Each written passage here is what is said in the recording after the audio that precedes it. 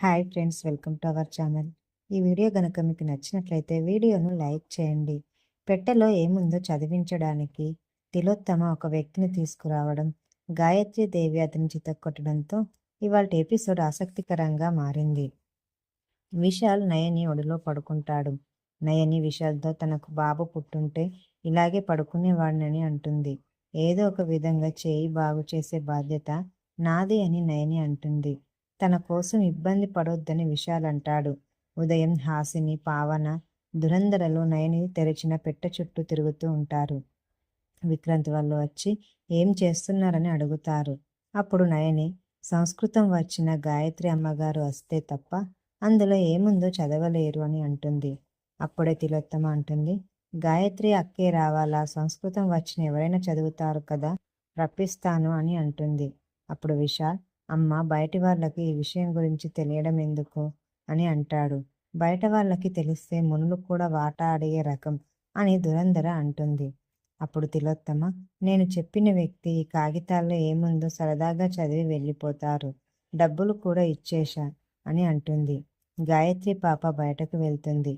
ఇంతలో తిలోత్తమ చెప్పిన వ్యక్తి వస్తారు. నయని ఆయనతో చదివించడం అవసరమా అంటే తిలోత్తమ విశాల్ చేయి తగ్గాలి కదా అని అంటుంది. ఇక గాయత్రి పాప బయటకు వెళ్ళిందని తెలియగానే విశాల్ తన తల్లి వస్తుందని సంబరపడతాడు. గాయత్రి పాప పడుకుంటే గాయత్రి దేవి వస్తుంది. తిలోత్తమ తెచ్చిన పూత అనే వ్యక్తి ఆ పెట్టెను తాకి షాక్తో పడిపోతాడు.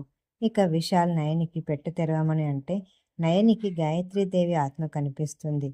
అమ్మగారే వస్తున్నారని చెప్తుంది. అందరూ సరదా పడతారు. తిలోత్తమ షాకులో తెగ కంగారు పడుతుంది. గాయత్రీదేవిని చూస్తుంది. అప్పుడు గాయత్రీదేవి అంటుంది, నయని, నేను అనుకున్న ప్రకారం పెట్టె తెరవడానికి సమయం వచ్చింది. విధి విధానుసారమే విశాల్కి తేలు కుట్టింది అని అంటుంది. అప్పుడు నయని, బాబుగారు కలిసి మాతో ఉంటున్నారు, కానీ నొప్పిని ఆయన ఎంత అనుభవిస్తున్నారో నాకు తెలుస్తుంది అమ్మగారు అని అంటుంది. తిలోత్తమ పూత అనే వ్యక్తికి తొందరగా చదవమని అంటుంది. గాయత్రీదేవి పెట్టి తెరుస్తుంది. ఇక గాయత్రీదేవి తిలోత్తమతో, నువ్వు తెచ్చిన వ్యక్తిని త్వరగా చదవమని చెప్పు అని అంటుంది. తిలోత్తమ చెప్తే ఆ వ్యక్తి చదవడానికి వెళ్తాడు.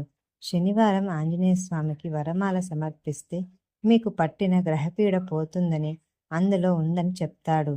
అందరూ షాక్ అవుతారు. ఆదివారం దీపారాధన చేయాలని అతను అంటే గాయత్రీదేవి పెట్టెతో అతనికి ఒక్కటిస్తుంది. దాంతో ఆయన అటు ఇటు తిరుగుతాడు. ఆయనకు సంస్కృతం రాదని, అందుకే గాయత్రీదేవి కొట్టిందని అందరూ అంటారు. దాంతో తిలోత్తమతో పాటు అందరూ ఆయన్ని చితక్కొడతారు. చివరకు ఆయన తనకు సంస్కృతం రాదని ఒప్పుకొని పారిపోతాడు. ఇక నయని, తిలోత్తమ గాయత్రీదేవి ఆత్మ కోసం వెతుకుతారు. గాయత్రి పాప నిద్రలేస్తుంది. పూతను చూసి నవ్వుతుంది. డబ్బులు వేస్ట్ అయ్యాయని తిలోత్తమ వల్లబల ఫీల్ అవుతారు. నయని, హాసినీలు అక్కడికి వచ్చి సెటైర్లు వేస్తూ ఉంటారు. దీంతో ఇవాళ ఎపిసోడ్ పూర్తయిపోతుంది.